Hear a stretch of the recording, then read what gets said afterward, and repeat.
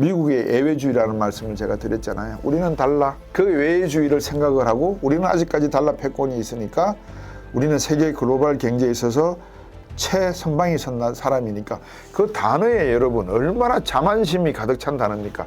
해방의 날이랍니다. 리버레이션 데이랍니다. 4월 2일 날을. 관세를 갖다가 40%, 25% 다 때려버리는 날을 해방의 날이라고 어디서 구속이 돼 있었죠, 우리가? 그죠? 미국이 구속이 돼 있었으면 돼 있었지. 누구로부터 해방이 된다는. 두 번째 이제 여러분께 말씀드릴 내용이 미국과 중국과의 대화의 접근법을 한번 여러분에게 설명을 드릴게요. 미국 트럼프 대통령은 야 트럼프 대통령하고 전화통화했다. 그런데 중국 쪽에서는 전화통화한 적이 없다. 그래 버리거든요. 그럼 누구 말이 맞을 것 같아요? 만약에 이거를 그냥 객관적으로 놓고 본다 그러면 저는 트럼프가 거짓말하고 시진핑이 참말하는 것 같아요. 그만큼 지금 트럼프 대통령에 대한 신뢰라든지 믿음에 대한 요소는 많이 손상이 되어 있는 그런 상태인 것 같고, 이 중국은 이번 관세 정책의 사태에 넋놓고 있다가 당했을까? 아니면 중국은 충분히 이런 가능성을 대비를 하고 있었을까?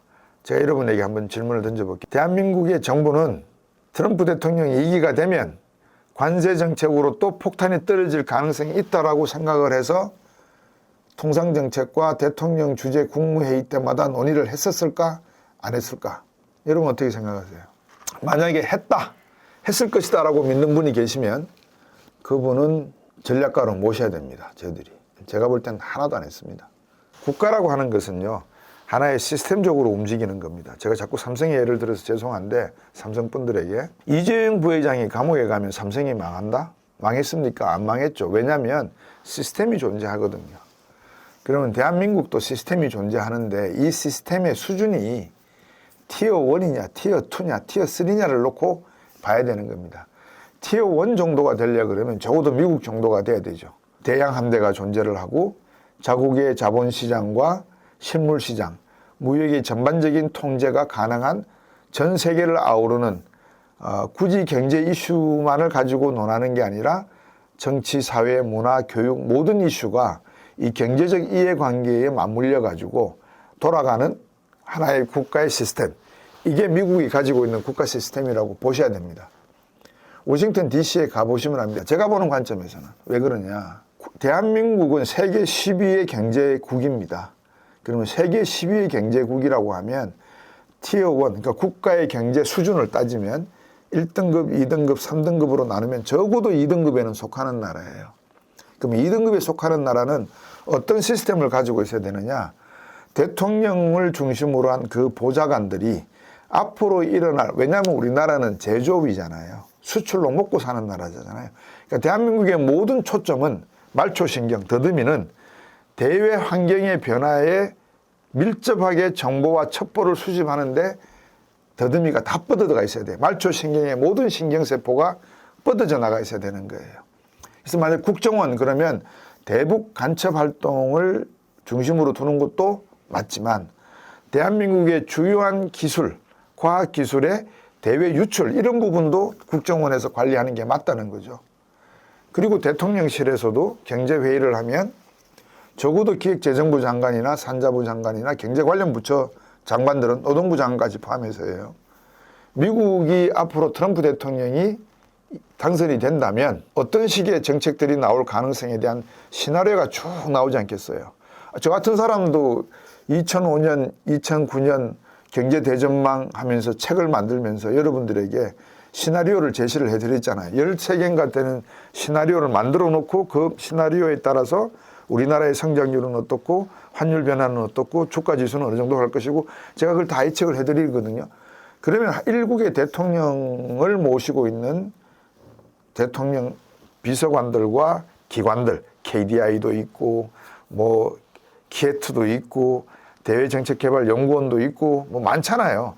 그런 기관들에서는 모든 세계에 돌아다니는 첩보와 정보를 쫙 뽑아와서 거기에 걸맞는 시나리오를 만들어야 돼요. 그래서 이런 사태가 났을 땐 어떻게 대응하고 이런 사태가 났을 땐 어떻게 대응하고 하는 그 대응 플랜이 선제적으로 만들어져야 돼요. 그 중에서도 가장 환율이 낮지만 한번 터져버리면은 세계적인 대공황이 발생할 수 있는 시나리오. 그 시나리오는 그 시나리오를 바탕으로 한 컨틴전시 플랜이라고 해서 위기 대응 플랜도 만들어야 되는 거예요. 방공호를 파야 될지, 금을 더 사모아야 될지, 미국 채권을 어떻게 만들어야 될지, 우리나라 외환보유고를 4천억 달러 수준에서 1조 달러로 왜 만들어야 될지, 이런 모든 가능한 대응 방안을 놓고 그러한 위기 대응에 대한 시나리오, 그러니까 가장 확률이 낮지만 한번 터져버리면 그냥 박살이 나는, 외환위기보다 더 심각한 위기가 나는 그러한 시나리오까지 만들어서 선제적 위기 대응 플랜, 컨틴전시 플랜이라고 그러거든요. 그거를 만들어 놓고 정부는 관찰하고 관리하고 정보를 수집해서 대통령과 참모들이 늘 소통해야 되고, 그 내용을 가지고 국회에 가져가서 대통령실에 정무수석실이 있잖아요. 그러면 그분들은 국회에 가서 주요 상임위원회, 기재위를 가든 정무위를 가든 산자위를 가든 가서 이런 정부의 현안 문제가 시나리오상에 지금 몇 단계의 발동이 될 가능성이 있으니 국회 차원의 협력과 협조를 부탁한다. 이게 국가가 돌아가는 시스템이잖아요. 근데 그게 안 돌아가잖아요. 그래서 제발 한 국가, 대한민국의 품격에 맞게, 국격에 맞게 말씀과 비전을 제시했으면 좋겠다는 생각을 제가 좀 곁들여서 해드리고 싶어요. 그래서 똑같은 내용입니다. 미국과 중국이, 특히 중국이 트럼프 대통령 당선에 대한 시나리오를 가지고 있었을까, 안 가지고 있었을까? 저는 가지고 있었다고 봐요. 천재들이 많다. 학습 시간이 되면 뷰티풀 마인드 말씀도 해드리고 했거든요. 베트남 전쟁 때 미국은 어떤 식으로 베트남 전쟁에 참여하는 것을 결정하느냐, 여러 가지 고려사항들이 많잖아요. 뭐 국가가 결국 돈을 써야 되니까 그 돈 쓴 만큼, 우크라이나 전쟁에도 보세요. 돈을 막 썼잖아요. 그냥 썼습니까? 뭐라고 그래요? 젤렌스키한테 휘토류 내놔 그러잖아요. 그러니까 공짜 정신은 없습니다. 여러분 논산훈련소 가보시면 훈련 막 받고 있으면 점심시간 때 되면 나팔 불러요. 뭐 살아봐라 공짜가 어딨냐 하는 이런 노래가락이에요. 세상 공짜 정신 없습니다. 그러면 베트남 전쟁 때도 미국은 어떻게 했느냐. 그 중에 하나가 랜드 연구소의 연구원에게 야, 이거 수학적으로 계산해, 게임 이론으로 계산해가지고 우리가 어떻게 하면 이길 수 있는지, 승산은 있는지 확률론하고 다 계산해봐. 그 계산한 사람이 누구라 그랬어요, 제가. 뷰티풀 마인드 영화 주인공 존 내쉬라 그랬잖아요. 그 내쉬가 계산을 했어요. 근데 계산이 딱 해가지고 아, 이거 뭐 포탄 몇천 발, 몇만 발 던지고 한 예산 얼마 정도 쓰면 우리가 승리할 수 있습니다. 결론이 나와서 들어갔는데, 현실이라고 하는 거는 그런 theoretical price, 이론적 가격하고는 또 틀리잖아요. 그죠? 실제 시장에서 이루어지는 가격은 이론적 가격하고는 틀리다고요. 근데 결국은 미국이 75년도 월남에서 사이공에서 철수를 해버리지 않습니까? 그만큼 미국도 철저하게 따지고 간다는 말이죠. 그럼 중국은 그런 능력이 없을까? 저는 있다고 봅니다. 준비를 했을까? 했다고 봅니다. 왜? 2016년 트럼프 대통령이 당선이 되고 난 다음부터 제일 먼저 한 게 뭐였어요? 중국 때리기였잖아요. 45% 관세 때린다고 했잖아요. 그거 1년 협상하고 난 다음에 20%에서 25% 사이로 줄어들었을 따름이지 관세 때렸어요. 그러면 중국 정부는 어떻게 생각하겠습니까? 아, 이게 트럼프 대통령이 2024년 11월 달에 재선이 되면 틀림없이 우리에게 화살이 날아오겠군. 생각을 해야죠. 근데 중국이 생각을 하는데 대한민국은 생각을 안 했다? 저는 안 했다고 봐요. 네, 안 했다고 봐요. 우리나라의 특징은 뭐냐면, 우리나라 정부의 특징, 국회도 마찬가지고요. 정치하는 사람들의 특징은 발등에 불이 떨어져야 아 뜨거 그래요. 예. 피가 철철 나도 별로 뭐 신경도 안 쓰는 것 같아요. 왜? 내 발은 괜찮거든요. 튼튼한 등산화로 가죽으로 덮여 있기 때문에. 국민들의 발등이 찍혀가지고 피가 나도 그거는 국민들의 이야기고 내 이야기가 아닌데 어떡하겠어요. 그래서 저는 중국은 틀림없이 워싱턴에서 이런 시나리오를 가지고 있을 것이라고 생각을 했고, 대안을 마련했고, 선제적인 대응 정책을 생각하고 있었다. 그래서 후티도 지원을 하고, 한편으로는 대만도 한번 봉쇄를 해보고, 한편으로는 제주도에다가도 시설물을 정치를 해보고, 한편으로는 우회적으로 인도네시아, 말레이시아, 태국, 라오스, 베트남에다가 공장도 뿌리고, 멕시코에다가도 투자를 하고, 브라질에다가도 투자를 하고, 브라질에다가 콩 수입을 하고 닭고기 수입을 하고, 이런 모든 것을 4년 전부터 내지는 적어도 1년 전부터는 준비를 했다고 저는 봅니다. 그러면 미국 입장에서 볼 때 미국의 예외주의라는 말씀을 제가 드렸잖아요. 우리는 달라. 그 외주의를 생각을 하고 우리는 아직까지 달러 패권이 있으니까 우리는 세계 글로벌 경제에 있어서 최선방에 선 사람이니까 그 단어에 여러분 얼마나 자만심이 가득 찬 단어입니까? 해방의 날이랍니다. 리버레이션 데이랍니다. 4월 2일 날을. 관세를 갖다가 40%, 25%다 때려버리는 날을 해방의 날이라고 어디서 구속이 돼 있었죠 우리가? 그죠? 미국에게 구속이 돼 있었으면 돼 있었지. 누구로부터 해방이 된다는. 그러니까 미국이 볼 때는 한국도 나쁜 나라, 쏘겨온 나라, 일본도 쏘겨온 나라, 중국도 쏘겨온 나라, 다 쏘겨온 나라니까 이 속임수로부터 해방이 된 날이라는 의미인데 그 정도는 저도 압니다. 아는데 제가 볼 때는 우리가 누구한테 쏘가왔어요 지금까지. 그죠? 우리가 쏘길 힘이나 있나요? 그럼에도 불구하고 힘이 있으니까 이제 저렇게 행동을 하게 되면 결국 동맹이라는 것도 coercion, 영어로 말씀드리면 강요가 되고요. 그 다음에 abandonment라고 해서 포기, 던져버림 이런 뜻이에요. 왕따 시켜버리는 거죠. 그런 동맹 외교를 하니까 이제 우리가 우리나라뿐만 아니라 일본, 중국, 유럽 국가들도 야, 저 미국 믿을 수 있겠어? 저게 적어도 50%는 된다는 소리 아니야. 그죠? 미국 시민들 중에서 아무리 인기가 없어도 지금 43% 지지를 하고 있다는 거 아니에요. 그럼 미국의 관점이 저렇게 가는 거 아니야. 더군다나 미국 내부의 하버드 대학과 플로리다 대학, 유니버시티 오브 콜ум비아 이런 아이비리그 대학에다가도 반유대인 타스크포스에서 유대인들을 반대하는 사람들에 대한 시위나 활동이 있으면은 대학 보조금 안 주겠다는 그런 이야기까지 나왔지 않습니까? 하버드 대학 고소했잖아요, 지금. 그러니까 이렇게 돼버리니까 미국은 내상을 지금 엄청나게 입고 있어요. 그럼 중국은 내상을 입었냐? 입은 상태죠. 왜냐하면 경제 성장률이 5%대로 떨어졌잖아요. 두 자릿수에서.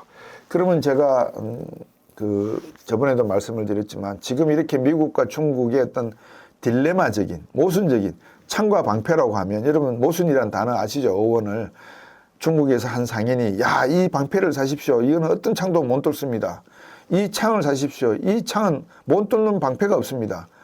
그렇게 팔았대요. 그러니까 지나가던 사람이 소비자가 그 창으로 이 방패를 뚫어보시오. 어떻게 되는지. 그러면 그게 모순이에요. 그러니까 미국 입장에서 보면은 창이다 자기가 또는 나는 방패다 다 가지고 있다. 그래서 나는 찌르면 중국도 찌를 수 있고 중국이 창을 던지면 나는 방패할 수 있다. 방어할 수 있다라고 생각할 줄 모르는데 자기가 자기 창을 방패를 찔러버린 거죠. 그런 셈이 돼버리니까 중국은 지금 경제가 상당히 침체돼 있고 둔화돼 있고 공산당 내부에서도 어떤 그 사회적인 불안 요소 등이 잠재해 있고 우리가 중국에 대해서 잘 모르지 않습니까? 그거는 사실이니까. 근데 제가 말씀을 드렸잖아요. 상해를 갔다 오니까 사람이 없더라. 저쪽 북쪽 길림성, 흑룡강성 갔다 오니까 사람이 없더라. 폐건물들이 줄비하게 늘어서 있더라. 그 다음에 충칭에 갔다 왔더만도 거기도 국교, 국태주, 로저로우 술 파는데 그 다음에 오량액 파는데 공장을 가보니까 사람이 막 미어 터져야 되는데 사람이 없더라고요. 그래서 중국 경제가 진짜 심각하구나. 그래서 제가 말씀을 드렸어요. 그래서 중국 경제도 사실 좋지가 않고 실제로 5% 성장 그러면 실질 성장은 2%로 보셔도 돼요. 성장이 없다고 보시면 돼요. 죽어 있다. 예를 들면 중국이 2,000조를 갖다가 풀겠다. 공약을 했단 말입니다. 내수를 살리기 위해서. 저번에 말씀 들으셨잖아요. 2,000조를 풀었다 그래도 그 푼 돈이 서민들에게 들어가지도 않을 뿐더러 쓰려고 하지도 않는다. 왜? 지금 저축률이 50% 가까이 되는데요. 누가 그걸 돈을 누가 대출을 받으려고 하겠습니까? 이렇게 경제가 침체되어 있는 불확실성 상황에서. 그래서 중국 내부도 옳지 않아요. 그렇다고 해서 미국이 때리는 관세라고 하는 창에 중국이 무릎을 꿇을 수 있을까라고 하는 생각을 보면 중국은 대비를 했기 때문에 쉽게 그렇게 꿇지는 않을 것 같다. 중국이 미리 준비하고 있었다는 것, 일기 때 경험을 통해서 중국이 어떤 식으로 내부의 어떤 불안 요소를 피하기 위해서 협상에 임할 것이라고 하는 그 전략에 대한 면밀한 검토를 하지 못했다는 점에서는 제가 미국이 판정패했다 1라운드는 말씀을 드렸던 겁니다. 뭐 중국이 예뻐서 뭐 중국 성 이래 한 게 아니고요. 그러면 우리나라는 도대체 뭐 하냐 이거예요. 우리나라. 예, 제가 그랬죠. 저는 친한파라 그랬잖아요. 대한민국은 도대체 2024년 트럼프 대통령이 당선될 거라고 생각을 했든 못했든 시나리오를 만들어 갖고 뭔가를 준비를 했어야 되는데 그거를 하지 않았던 모습이 지금 다 드러나고 있고, 차기 대선에 나온다는 사람들 이야기를 들어봐도 도대체 뭘 하겠다는 이야기인지는 하나도 제가 이해를 못해요. 그러니까 국민들만 죽어나는 거예요. 쉽게 말씀드려서. 그러니까 우리들은 각자 도생을 위해서 뭐 하죠? 주식 투자를 해야 되니까 주식 리딩방 들어가서 사람들, 잘하는 사람들 막 찾아다니고 한 달에 100만 원씩 주고 그 사람들이 보내는 쪽지 받아가지고 하나의 세를 형성한 다음에 몰려 들어가서 작전을 하듯이 매입을 해가지고 가격이 오르면 더 빠져나오고 이거 하고 있잖아요. 그래서 이거는 정상적인 게 아니다. 다시 중국으로 돌아가서, 그래서 트럼프 행정부는 나름대로 중국에 대한 읽기, 중국 경제 독법을 실패한 것 같다. 전략적으로 면밀한 계획을 세워서 두들겨 팬 게 아니라 그냥 때리고 보자. 선빵 날려자. 선빵 날려서 코피 터지면 이긴 거다. 이 생각을 하고 덤벼들었다 그러면 제가 볼 때는 트럼프 대통령이 물러난 이후에 세계 경제는 미국을 다시 평가하려고 할 겁니다. 그게 가장 큰 문제입니다. 더군다나 거기다가 트럼프 대통령은 또 수정헌법까지 고쳐가지고 세 번째 대통령을 하겠다 그러잖아요. 미국에서 거의 한 20년가량 세월을 보내봤지만 이 정도 되는 대통령을 만나본 적이 없었던 것 같습니다. 독특한 대통령이다. 자, 그래서 이제 정리를 해드리면 중국은 경기 침체에 빠졌거나 불황에 빠졌다라고 정의를 내리고, 중국의 성장 둔화가 만약에 미국에게 도움이 된다고 미국이 생각을 했을까? 무슨 말인지 이해되십니까? 중국이 지금 비실비실 걷잖아요. 막 그렇게 상태에 막 빠져들으려고 그래요. 그때 미국이 한 방 빵 때렸어요. 팍 맞으니까 쓰러져 버렸어요. 그러면 미국이 세계 챔피언이 됐다고 합시다. 그러면 이게 미국 경제에 도움이 된다고 생각을 할까요? 아니면 야, 그래도 중국을 살려놓고 너희들이 경기를 해야 티켓 파워가 생기지. 그 다음에 뭐 한국 불러? 한국 불러가 싸우면 미국이 생색이 날까요? 일본 불러가지고 독일 불러서 싸워가지고 박싱 경기를 UFC 했다. 승리했다. 승리하겠죠. 그러면 역시 나는 미국, 나는 뭐 세계 제일 패권 국가. 폼이 날까요? 안 난다고 저는 봅니다. 그래서 중국 경제 성장 둔화 역시 미국에는 그렇게 이롭지가 않을 것이다. 그러면 어떻게 해야 되느냐. 이제 이게 트럼프 대통령이 찾아야 될 사실상은 해법이죠. 예, 찾아야 될 해법이죠. 그 해법을 어떻게 찾느냐 하는 것은 중국을 설득하는 미국의 외교력에 달려있다고 저는 보여집니다. 그래서 옛날에 닉슨 대통령과 헨리 키신저, 슐츠 국무장관과 레이건 대통령, 이런 조합이 제가 그립다라고 한 번은 말씀을 드렸던 적이 있습니다. 제가 그냥 지나가는 말 툭툭 던져드리는 게 아니고 과거에 그런 그 국무장관들의 역할이 존재했기 때문에 세계 경제와 세계 정치 외교상에 있어서의 충돌로 이어질 것을 대화와 협력으로 풀어내는 그런 그 책사들이 미국에는 있었다. 근데 지금 그런 책사는 문우신을 비롯해서 이번에 뭐 루트닉까지 이렇게 놓고 보면 별로 그렇게 보이지도 않는다. 국방부 장관 헤그세스, 아이고 문제 많습니다 지금. 그러니까 이런 상태를 놓고 보면 트럼프 대통령이 만약에 시진핑 대통령과 1대1로 만나서 내가 문제 풀게, 내가 나타나면 시진핑은 막 무서워서 벌벌 떨 거니까 내가 시킨 대로 할 거야. 큰 착각이십니다. 이미 시진핑은 당 비서실로부터 시나리오를 다 들어서 어떻게 대응하라는지를 가지고 있지 않나라고 저는 생각한다는 걸 다시 한번 말씀을 드리고, 이러한 그 비대칭적인 상황이잖아요. 미국은 소비국, 중국은 생산국. 그러면 생산한 국가가 소비하는 국가와 분쟁이 생길 수밖에 없죠. 그러면 중국도 잘못한 게 많죠. 아니 물건을 팔아가지고 돈을 모았으면 이 돈을 갖고 어떻게 해야 돼요? 돌려야죠, 세계에. 그렇지 않습니까? 근데 안 돌리고 자꾸 안에다가 싸놓고 흙 파가지고 땅속에 묻어둬 버리니까 돈이 안 돌리니까 미국은 또 어떻게 해요? 돈을 또 찍어내야 되잖아요. 그럼 돈을 또 찍어야 된다는 말은 이 나라는 계속해서 기축통화 달러를 가지고 있지만 재정 적자를 가져갈 수밖에 없다는 이야기가 되잖아요. 그러면 이거는 간접적으로 100년 지나고 나면 이 나라는 망할 수밖에 없잖아요. 돈을 그렇게 찍어냈는데 얘는 돈을 안 풀고.